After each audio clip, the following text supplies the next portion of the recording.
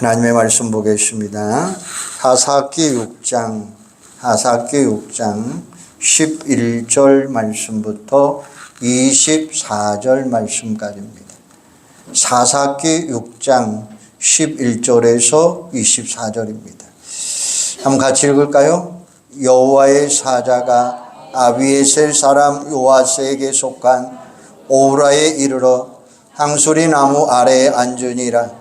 마침 요아스의 아들 기드온이 미디안 사람에게 알리지 아니하려 하여 이를 포도주 틀에서 타작하더니 여호와의 사자가 기드온에게 나타나 이르되 큰 용사여 여호와께서 너와 함께 계시도다 하매 기드온이 그에게 대답하되 오 나의 주여 여호와께서 우리와 함께 계시면 어찌하여 이 모든 일이 우리에게 일어났나이까. 또 우리 조상들이 일찍이 우리에게 이르기를 여호와께서 우리를 애굽에서 올라오게 하신 것이 아니냐 한 그 모든 이적이 어디 있나니까. 이제 여호와께서 우리를 버리사 미디안의 손에 우리를 넘겨주셨나이다 하니 여호와께서 그를 향하여 이르시되 너는 가서 이 너의 힘으로 이스라엘을 미디안의 손에서 구원하라. 내가 너를 보낸 것이 아니냐 하시니라. 그러나 기드온이 그에게 대답하되 오 주여 내가 무엇으로 이스라엘을 구원하리까. 보소서 나의 집은 므낫세 중에 극히 약하고 나는 내 아버지 집에서 가장 작은 자이다 하니 여호와께서 그에게 이르시되 내가 반드시 너와 함께 하리니 내가 미디안 사람 치기를 한 사람을 치듯 하리라 하시니라. 기드온이 그에게 대답하되 만일 내가 주께 은혜를 얻어싸우면 나와 말씀하신 이가 주 되시는 표징을 내게 보이소서. 내가 애물을 가지고 다시 주께로 와서 그것을 다 주 앞에 드리기까지 이것을 떠나지 마시기를 원하나이다 하니 그가 이르되 내가 너 돌아올 때까지 머무리라 하니라. 기드온이 가서 염소 새끼 하나를 준비하고 가루 한 에바로 우겨병을 만들고 고기를 소쿠리에 담고 국을 양푼에 담아 항수리 나무 아래 그에게로 가져다가 드리매 하나님의 사자가 그에게 이르되 고기와 우겨병을 가져다가 이 바위에 놓고 국을 부으라 하니 기드온이 그대로 하니라. 여호와의 사자가 손에 잡은 지팡이 끝을 내밀어 고기와 우겨병에 대니 불이 바위에서 나와 고기와 우겨병을 살렸고 여호와의 사자는 떠나서 보이지 아니한지라.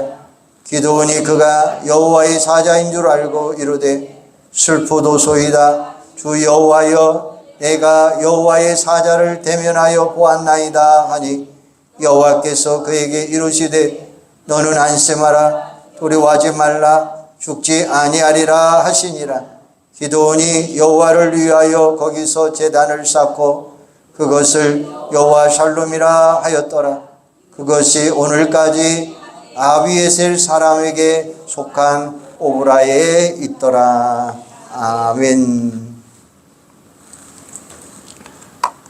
우리가 예수 믿고 구원받아 하나님의 자녀가 되었는데 그 다음에 형편없는 신앙의 삶을 살기도 하고 잘못도 저지르고 더 이상 하나님의 자녀가 아닌 그런 모습으로 살아갈 때도 얼마나 많습니까? 하지만 하나님의 자녀다운 삶은 하나님의 자녀로서 하나님의 영광에 걸맞는 삶을 살아가야 될 책임이 있는 거예요. 그것이 소명이요 사역으로서의 부르심이에요. 하나님이 원하는 삶을 살아가는 것. 그렇지 않으면 무늬만 그리스도인이고 실제는 안 믿는 사람과 똑같은 비참한 삶이 되는 거예요. 이 부르심을 받은 사람은 이 세상에서 하나님의 살아계심을 나타나고 사람들의 마음을 바른 길로 돌이킬 체험이 주어집니다. 그래서 그런지 성경을 보면 하나님의 사역을 위해 부르심을 받는 종들은 한결같이 이 일을 할 수 없다고 극구 사양을 합니다. 모세가 그렇게 한 것을 살펴보았어요. 그리고 오늘 본문에서 또 한 사람이 등장하는데 그 이름도 기드온입니다. 그는 하나님의 부르심을 받을 때 못한다고 빼면서 사양한 모습도 보입니다. 자신은 그런 일을 감당할 수 없는 사람이라는 거예요. 그러나 하나님은 모세에게 하신 것처럼 그를 끈질기게 설득하셔서 이 일에 나서게 하셨어요. 오늘 본문의 배경은 이스라엘 백성들이 하나님을 보내신 모세의 인도를 받아 400년 이상 살아온 애굽에서 나와서 광야로 나갑니다. 그런데 거기서 하나님께 불순종하고 죄를 범하여 결국 40년 동안 광야 생활하게 됩니다. 사실은 40년 동안 훈련을 받은 거죠. 하나님은 광야에서 많은 은혜를 베풀어 주셨습니다. 그 은혜를 보면 엄청나요. 목이 마르다고 하면 물을 주시고, 배고프다 하면 먹을 것을 주시고, 전쟁을 하면 이기게 하시고, 더우면 구름기둥으로, 추우면 불기둥으로 인도해 주셨고, 그 이상 무슨 은혜가 더 필요하겠습니까? 여호수아의 인도에 따라 가나안 땅에 들어가 살기 시작하면서 한눈 팔게 됩니다. 가난한 사람들의 신상들의 관심을 가지기 시작했고 우상 숭배에 빠져들기 시작을 합니다. 왜냐하면 가나안의 우상들은 너무나 감각적이고 현실적이고 적극적이었기 때문이었어요. 이것을 우리가 꼭 기억해야 됩니다. 구원을에 부름받은 사람이라도, 소명자의 부름을 받은 사람이라도 거부하면 얼마든지 잘못된 삶을 살 수밖에 없는 거예요. 다른 말로 표현하면 하나님의 소명과 비전을 품은 사람이 아니라면 이전 어떤 은혜를 받았더라도, 무슨 엄청난 경험을 했다 할지라도 결국은 한눈 팔게 되어 있어요. 예수 믿고 은혜 받으면 주님이 주시는 비전을 품고 나가야 돼요.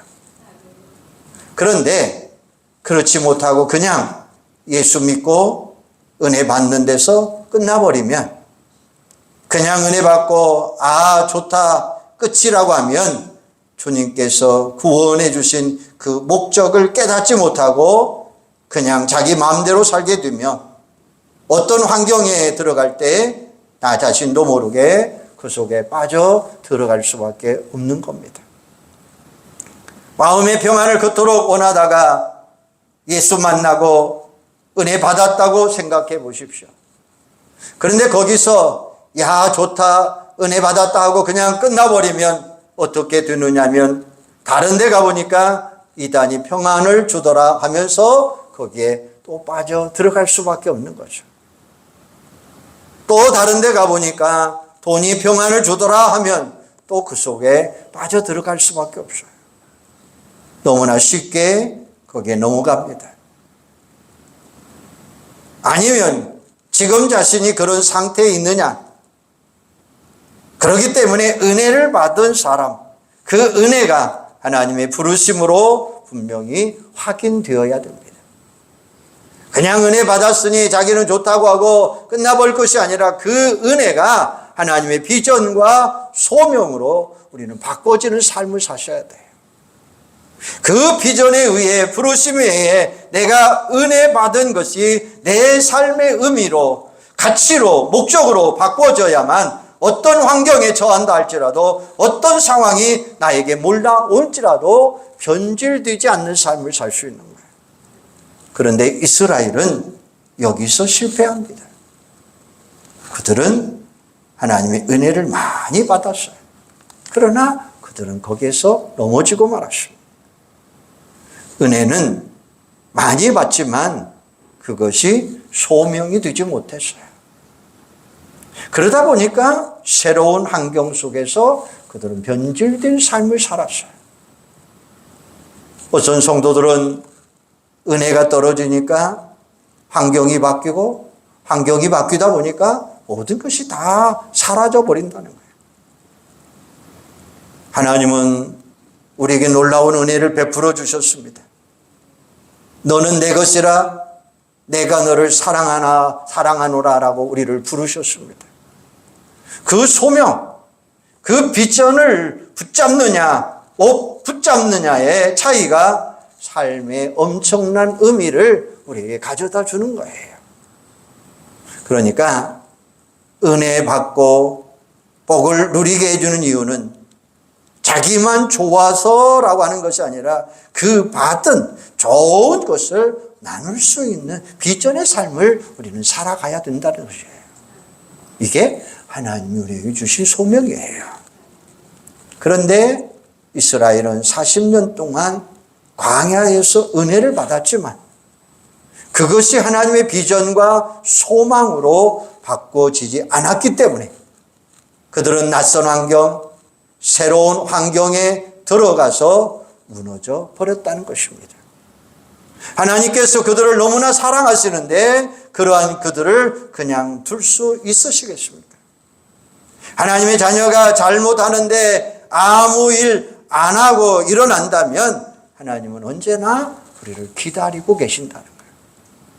그런데 아무리 잘못된 길로 가는데 아무런 일이 안 일어난다면 그것은 포기하신 거예요. 하지만 사랑하는 자녀가 잘못 뛰어갈 때에 우리 하나님은 그냥 그를 버려두지 않으실 것입니다. 사랑하기 때문에 고치기 위해서 징계하실 것입니다. 하나님은 이스라엘을 사랑하시기 때문에 징계해서 바꾸시기 위해서 주변 인물들을, 주변 나라들을 사용하시는 모습을 볼 수가 있어요. 그렇게 어려우니까 이스라엘은 하나님께 부르짖으며 도와달라고 외쳤던 거예요. 그러니까 하나님의 사사들을 보내어서 그들을 구원해 주셨습니다. 그런데 그게 얼마 못 가고 그들은 또 죄를 져요. 그럼 또 다른 민족들을 보내시고 또 도와달라고 하면 또 도와주셔요. 그러니까 죄짓고 하나님의 징계하고 살려주겠다라고 부르짖을 때에 하나님은 또 그들을 부르셔서 그들에게 사사로 세우셔서 사다를 통해서 도우시는 그런 모습이 사사기의 이야기예요. 내 신앙생활이 왜 이렇게 좋다, 나쁘다, 왜 이렇게 올라갔다 내려갔다 하는 것이 무엇이냐, 왜 이렇게 업다운 되어지냐라고 우리는 늘 생각합니다. 그렇다면 이 소명에 대해서 나 자신을 한번 점검해 보시기를 바랍니다. 하나님의 소명이 없고 비전이 없는 개인이나 가정이나 교인은 하나님이 원하시는 그 자리를 지킬 수 없고 왔다 갔다 올라갔다 내려갔다 반복되어 살아갈 수밖에 없는 거예요. 바로 사사기의 역사, 사사기를 통해서 우리에게 알려주시는 하나님의 교훈이 바로 사사기의 역사예요. 오늘 본문의 말씀을 보면 불순종하는 이스라엘을 징계하시는데 미디안이라고 하는 민족이 동원됩니다. 원래 미디안은 이스라엘과 이복 형제지간입니다. 믿음의 조상이라고 하는 아브라함에게 이삭과 이스마엘만 있었던 것이 아니라 그두라고 하는 후처를 통해 낳은 6 아들이 있었는데 그 중에 하나가 미디안입니다. 이들은 원래 강한 민족이 아니었는데 언제부터인가 강해졌어요. 그것은 신병기를 가지기 시작할 때부터 그 신병기가 바로 약대, 낙타였습니다. 그들의 낙타는 이스라엘이 타던 당나귀 같은 것과는 비교도 안 될 정도로 강한 무기였습니다. 모래 위를 달리는 강력한 무기였습니다. 미디안이 낙타를 타고 물 밀듯이 털어 들어와 이스라엘이 농사 지은 것을 다 빼앗아 가버립니다. 그러니 살 수가 없죠. 너무나 고통스럽고 너무나 괴로웠습니다. 숨이 막힐 정도였습니다. 타작해 놓으면 몰려와서 다 가져가 버리니까 굶게 되는 지경입니다. 그런 상황에서 이스라엘은 하나님께 부르짖습니다. 그런 상황에서 등장하는 인물이 바로 기드온이라고 하는 사사입니다. 어느 날 하나님께서 기드온을 찾아오십니다. 여호와의 사자가 에벤에셀 사람 요아스에게 속한 오브라에게 이르러 상수리 나무 앉으니라. 아침 요아스의 아들 기드온이 미디안 사람에게 알리지 아니하려 하여 이를 포도주 틀에서 타작하더니 여호와의 사자가 기드온에게 나타나 이르되 큰 용사여 여호와께서 너와 함께 계시도다 라고 11절 12절은 말씀해요. 그런데 기드온은 이스라엘이 이렇게 비참한 상태에 빠져 있는 것은 하나님이 자신들을 버렸기 때문이다 라고 생각을 해요. 이스라엘 백성이 출애굽할 때는 기적이 있었는데 지금은 그런 기적이 없는 것을 보면 하나님이 자신들을 싫어하셔서 버린 것이 틀림이 없다는 거예요. 여러분 생각해 보세요. 지금 하나님께서 자기들을 버리신 것 같은 이 상황이 사실은 누구 잘못입니까? 이스라엘이 하나님의 명령에 불순종했고 반역했기 때문이 아닙니까? 그런데 기드온은 하나님께서 자기들을 버리시고 미디안의 손에 붙이셨기 때문이다 라고 생각해요. 우리도 이렇지 않습니까? 솔직히 이런 자기가 저질러 놓고 그 결과가 좋지 못하면 하나님께서 어떻게 이뤘을 수 있느냐라고 원망들 합니다. 그러나 하나님은 이스라엘을 버린 것이 아니라 이스라엘 백성들의 불신앙과 우상 숭배가 그분의 능력을 막고 있고 이제 기드온이 해야 할 일은 바로 이 불신앙과 우상을 제거하는 일이라고 말씀하고 계셔요. 하나님은 바로 이 일을 위하여 기드온을 부르셨던 것입니다. 14절에 보니까 여호와께서 그를 돌아보아 가라사대 너는 내 힘을 의지하고 가서 이스라엘을 미디안의 손에서 구원하라. 내가 너를 보낸 것이 아니냐라고 이야기해요. 하나님은 기드온에게 너에게 있는 그 힘을 가지고 가서 이스라엘을 미디안의 손에서 구원하여라. 내가 친히 너를 보낸다라고 이야기해요. 무슨 말입니까? 다른 사람의 도움을 받으려고만 하지 말고 지금 기드온이 가지고 있는 힘으로 가서 이스라엘 백성들을 구원해내라는 것입니다. 자기 힘으로 도저히 극복할 수 없는 어려운 상황에 닥쳐올 때 더 이상 높은 현실을 따라가지 말고 허공 바라보지 말고 엉뚱한 생각 빠지지 말고 하나님 바라보고 하나님 의지하고 하나님 붙들고 그를 따라가라 라고 이야기하고 있는 거예요.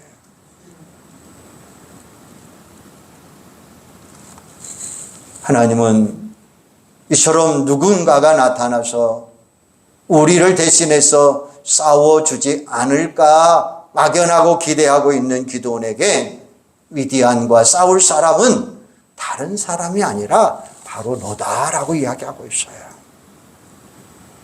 이제 그런 막연한 기대를 버리고 자신의 힘으로 미디안과 싸우라는 것입니다. 사실 이것은 불가능한 일입니다. 이대로 나가서 죽으라는 말과 다름이 없어요. 지금 기드온과 이스라엘 백성은 미디안 사람들을 이길 힘이 없고 이렇게 비참하게 살고 있는 거예요. 이길 수 있으면 왜 이렇게 살고 있을까요? 특히 기도는 미디안 사람들이 두려워서 숨어서 타작하고 있는 상황입니다. 미디안 사람들의 눈에 띄지 않게 몰래 숨어서 밀을 포도주 틀에 타작하고 있는 상황이에요. 원래 밀은 밀틀에서 타작을 해야 되는데 포도주 틀에서 타작하고 있다는 것. 안 하는 척하면서 숨어 있다는 말이에요. 그런데 하나님은 겁장이 기드온에게 어느 누구의 도움도 받지 말고 스스로의 힘으로 미디안을 물리치라라고 하셔요. 지금 아이고 이거 들키면 안 되는데 하고 떨면서 원래 타작하고 있는 사람이 큰 용사는 무슨 큰 용사입니까? 그런 사람이 가서 뭘 합니까? 이게 말이 됩니까? 가만히 보면 하나님은 말이 안 되는 일을 하라고 시키시는 것을 좋아하는 것 같아요. 기도는 당연히 자기는 그런 일을 할 수 없습니다라고 대답을 해요. 기도원이 그에게 대답하되 주여 내가 무엇으로 이스라엘을 구원하리까? 보소서 나의 집은 므낫세 중에 극히 약하고 나는 내 아비 집에서 제일 작은 자입니다 라고 이야기해요. 므낫세 지파는 이스라엘 중에서 가장 작은 지파 중에 하나입니다. 게다가 기도는 자기 집안이 그 작은 므낫세 중에서도 가장 작은 집이라는 거예요. 또 자기는 그 중에서도 가장 끝이라는 거예요.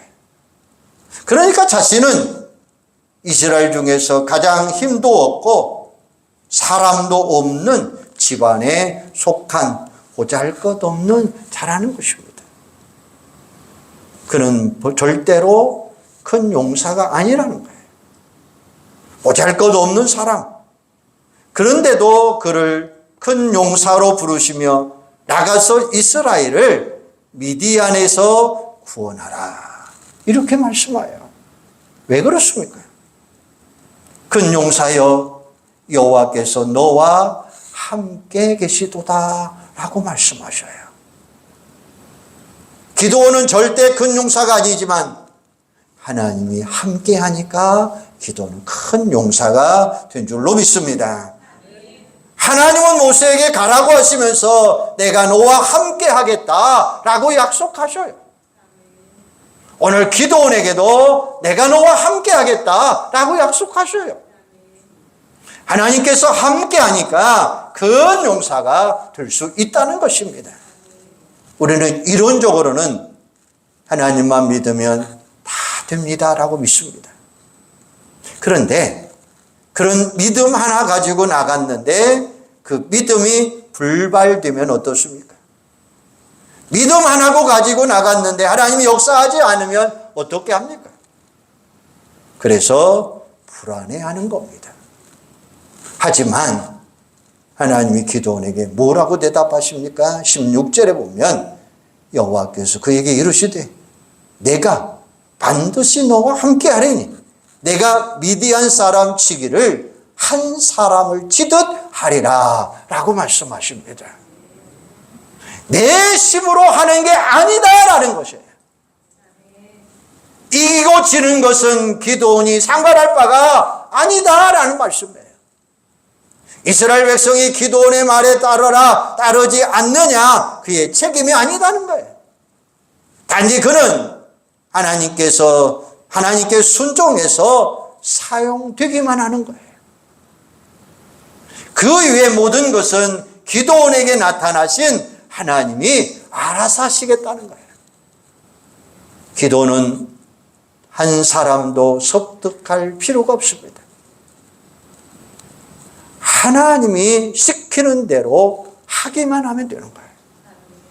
그렇다면 하나님이 함께 하시는 일을 할 때 우리는 아무 일도 하지 아니하고 가만히 있어도 되는 것일까요? 절대 그렇지 않습니다. 아무리 하나님이 명하신 일이고 함께하는 일이라도 우리는 사력을 다하여 노력해야 된다고 하는 사실이에요.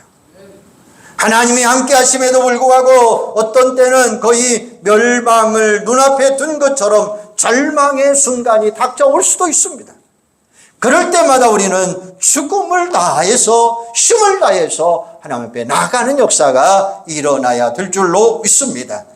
그렇다면 내 힘으로 싸우는 것과 하나님의 힘으로 싸우는 것은 무슨 차이가 있을까요? 하나님이 주시는 힘으로 싸울 때는 그 자체는 힘들어도 미래에 대한 염려나 실패에 대한 두려움은 없는 줄로 믿습니다. 성공과 실패는 내가 상관할 바가 아니라는 것입니다.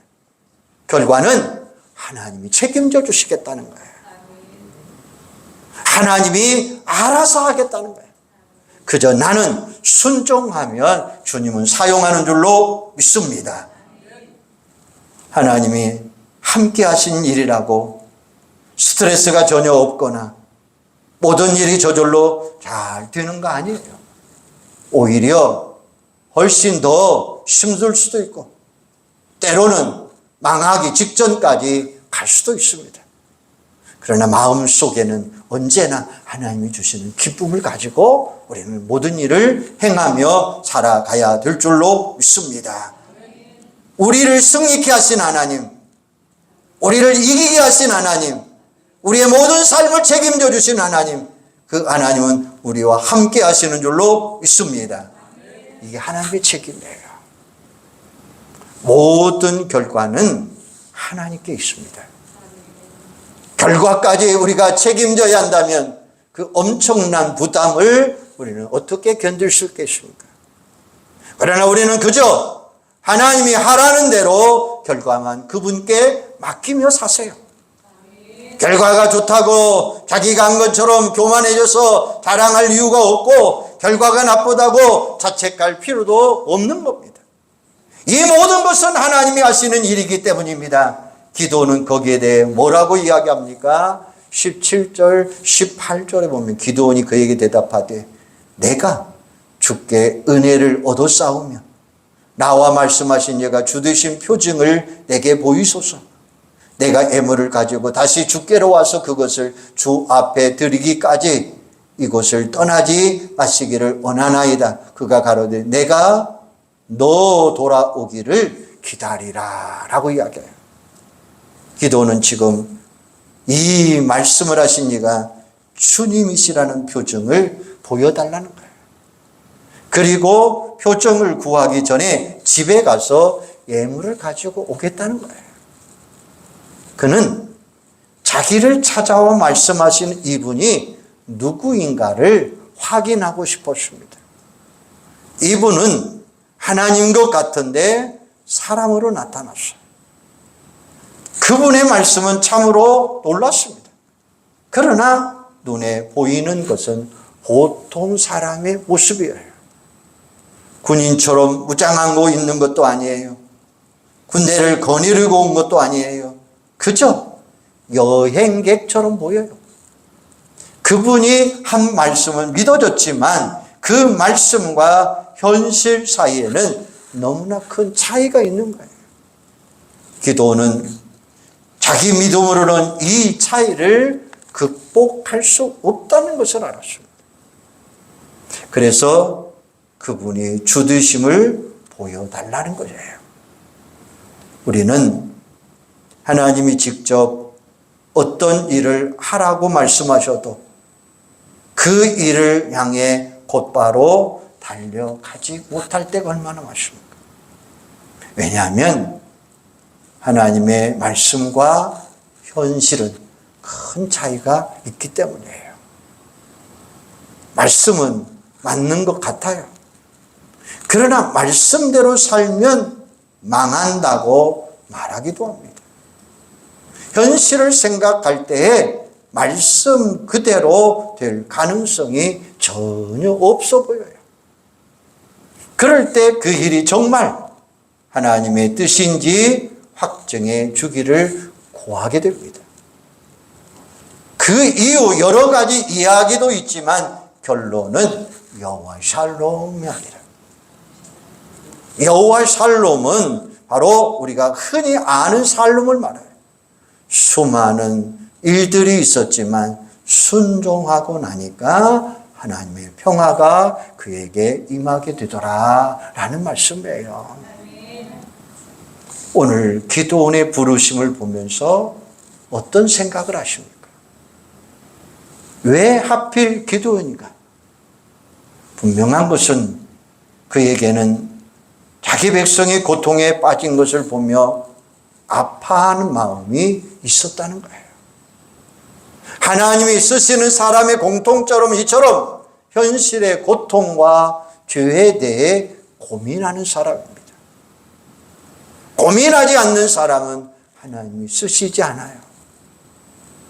부부 사이가 별로 안 좋은데 가정이라고 하는 것은 갈등하고 싸우고 그러다 끝나는 거지라고 생각하는 사람은 하나님이 쓰실 수 없어요. 그런데 이게 아니다. 이게 원래 하나님이 원하시는 가정이 아니라 달라야 한다. 하나님이 원하는 것은 이런 게 아니라고 하며 나가는 사람을 하나님은 쓰시는 줄로 믿습니다. 교회도 마찬가지예요. 교회의 빛난 모습이 얼마나 많습니까? 안타까운 모습도 참으로 많습니다. 그런데 교회가 다 그런 거지 하면서 주저앉은 사람은 절대 쓰이지 못해요. 교회에 처음 오는 분들에게 보통 어떤 말을 합니까? 이제 사람은 보지 마시고 하나님 보고 다니십시오 라고 이야기합니다. 하지만 문제는 사람은 보이고 하나님은 안 보이는 거예요. 오히려 정상적인 교회라면 이렇게 이야기해야 하지 않습니까? 예수님 보고 싶습니까? 그렇다면 우리를 보십시오 라고 이야기해야 돼요. 그러면 예수님은 보일 줄로 믿습니다. 무슨 말입니까? 정말로 교인다운 교회, 성도다운 성도의 삶을 살아가야 한다는 거예요. 교회에 안타까운 모습이 있을 때 다 거기라고 당연히 사랑하는 사람이 아니라는 거예요. 하나님이 원하시는 교회, 갈등과 고민의 사람을 우리 주님은 쓰신다는 거예요. 바로 갈등과 고민 앞에서 정말로 예수를 사랑하는 그 마음의 열정이 우리들 속에 솟아나야 될 줄로 믿습니다. 하나님은 거기에서 역사하고 있다는 거예요. 하나님께서 기도원을 왜 선택하셨습니까? 고민했기 때문이에요. 현실이 너무 심각합니다. 이렇게 할 수 있습니까? 라고 고민한 거예요. 그는 타작을 몰래 하면서 피눈물을 흘린 사람이에요. 그때 하나님의 사자가 그를 부르셨고 그 부르심에 기도원은 감동받은 거예요. 현실을 보며 고민하고 마음 아파하고 주님을 의지하고 나갈 때에 주님의 부르심에 순종하며 나갈 때에 하나님은 그를 사용하시는 줄로 믿습니다. 무덤덤하게 쓰시지 마시고 정말로 이 교회를 사랑하고 이 교회를 위해 고민하고 이 교회를 위해 기도하고 온 성도를 위해서 기도할 때 하나님은 반드시 그 기도를 들으시고 교회를 사용하시는 줄로 믿습니다. 하나님 앞에 부르짖으시기를 바랍니다. 하나님 앞에 가까이 나가시기를 바랍니다. 가까이 나갈 때에 하나님은 반드시 그를 사용하시고 그를 축복하시고 그를 인도해 주실 줄로 믿습니다. 기도를 통해서 모든 것을 이루시는 하나님, 기도를 통해서 역사를 이루신 하나님은 오늘도 여러분을 통해서 하나님은 역사하시는 줄로 믿습니다. 기도원처럼 쓰임받는 귀한 종들이 되기를 주님의 이름으로 축원합니다. 기도하겠습니다. 하나님, 우리가 살아가는 현실은 어둡습니다. 이 어두운 상황 가운데서도 세상에 물들지 말고 그곳 바라보지 말고 그곳에 빠지지 말고 오직 어렵더라도 주님 바라보며 주님 의지하며 주님만을 위한 고민과 걱정이 우리들 속에서 일어나게 하여 주시옵소서. 그래서 하나님 의지하며 하나님 붙들며 성령 안에 거하는 귀한 자들 되도록 도우시고 주님의 부르심에 순종하며 하나님의 역사를 이루어갈 수 있는 기도원 같은 종들이 되도록 주님 함께하여 주시옵소서. 주님은 우리 복남교회를 부르셨습니다. 주님은 복남교회 성도로, 목사로, 장로로, 집사로, 권사로 우리를 부르셔서 사용하십니다. 하나님 사용하게 부룩함이 없는 순종하는 종들로 주님 세워 주시옵소서. 예수님의 이름으로 기도하옵나이다. 아멘.